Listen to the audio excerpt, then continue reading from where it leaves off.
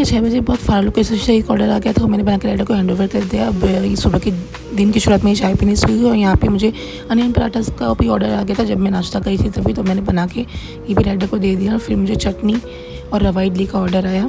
ये ऑर्डर भी काफ़ी फार लोकेशन का था और इसके साथ में उपमा का भी ऑर्डर था और एक चाय का भी ऑर्डर था, तो ये भी बना के मैंने राइडर को दे दिया। ये स्विगी का ऑर्डर था। उसके बाद में मैं एज़ यूजुअल घर की क्लीनिंग में लग गई, घर की साफ़ सफाई में लग गई। यहाँ पे कपड़े बहुत सारे धोए थे। मेरा वॉशिंग मशीन किचन में इंस्टॉल्ड है और यहाँ पे फिर से मुझे दोपहर में आया ऑर्डर। उसके बाद में 12 बजे से 4 बजे तक कोई ऑर्डर नहीं आया था। ये 4 बजे के करीब मुझे एक वाइट सॉस पास्ता, एक वेजिटेबल मैगी और चाय का ऑर्डर आया था।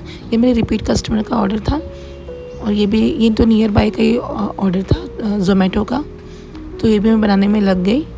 और इस टाइम पे मेरे बच्चे सो रहे होते हैं क्योंकि उन्हें ट्यूशन जाना होता है, तो इसमें थोड़ा आवाज़ मुझे कम करनी होती है क्योंकि अगर ज़्यादा आवाज़ होगी तो वो लोग उठ जाएंगे। तो यहाँ पे मैं चॉपिंग वगैरह वेजिटेबल्स की करके मैंने वाइट सॉस रेडी किया। मैंने चाय रख दी बनने के लिए। ये ऑर्डर पे मेरा टाइम पे रेडी हो गया था, पर राइडर को आने में 5 मिनट की देरी हुई।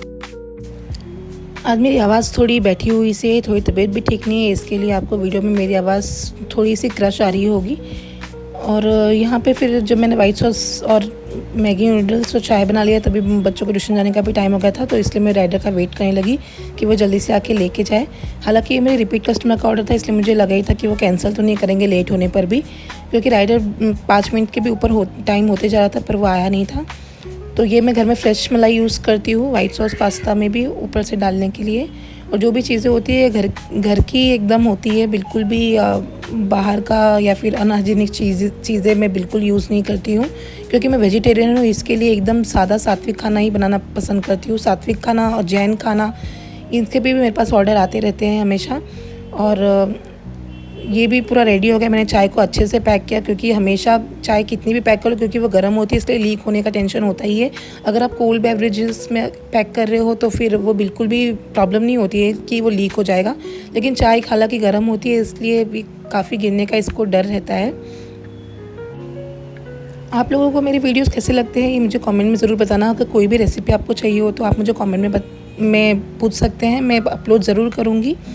तो यहाँ पे चाय को अच्छे से मैंने पैक कर लिया और आज का दिन इसी तरह से बीत गया, क्योंकि दोपहर में खाली यही एक ऑर्डर आया था। उसके बाद में शाम में भी कोई ऑर्डर नहीं आया। मैं बच्चों को स्कूल ड्रॉप करके आई और फिर पिकअप भी किया मैंने। बच्चों का ट्यूशन यहाँ से काफ़ी दूर है। यहाँ पे मैं क्लिनिंग में लग गई क्योंकि आज भी मेरी मेड नहीं आई थी। मेड एक्चुअली गाँव गई है, लेकिन उन्होंने जो टाइमिंग बोला था आने का उस पर भी वो नहीं आई और उन्होंने फ़ोन भी नहीं रिसीव कर रहे हैं। तो आई थिंक मुझे दूसरी मेड की भी ज़रूरत लगेगी, तो मैंने दूसरी मैं देख रही हूँ। अगर दहीसर एरिया में आपके पास कोई भी रिकमेंडेशन है तो आप मुझे डीएम कर सकते हैं, इंस्टा पे डीएम कर सकते हैं।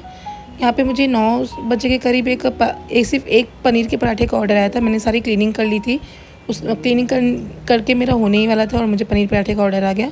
तो मैं अपना हाथ धो के मैं पनीर पराठा बनाने में लग गई। पनीर पराठा बना के मैंने राइडर को हैंड ओवर कर दिया। ये रिपीट कस्टमर का ऑर्डर था और उसके बाद में मैं फिर से क्लीनिंग में लग गई थी।